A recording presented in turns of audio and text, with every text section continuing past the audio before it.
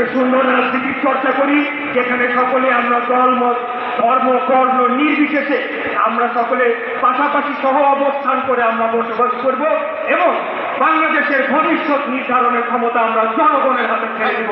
জনগণ ভোট দিয়ে যেই রাজনৈতিক দলকে রাষ্ট্র ক্ষমতা আসীন করবে সেটিকে আমরা মেনে নেব। সেটি হলো আমাদের, সেটি আমরা অবশ্যই নিশ্চিত করব। বাংলাদেশে একটা গণতান্ত্রিক রাজনৈতিক নির্বাচিত সরকার প্রতিষ্ঠার মধ্য দিয়ে এই প্রতিজ্ঞা এবং এই আশা ব্যক্ত করে আমার বক্তব্য শেষ করছি। খোদা হাফেজ। বাংলাদেশ জিন্দাবাদ। বাংলাদেশ জাতীয়তাবাদী দল জিন্দাবাদ। শহীদ রাষ্ট্রপতি জিয়া রহমান অমর হোক। দেশনেত্রী বেগম খালেদা জিয়া জিন্দাবাদ। আমাদের প্রান্তীয় নেতা দেশ নাম তারেক রহমান জিন্দাবাদ জিন্দাবাদ জিন্দাবাদ। ঢাকার দক্ষিণ বিএনপি সংগ্রামী আহ্বায়ক জনাব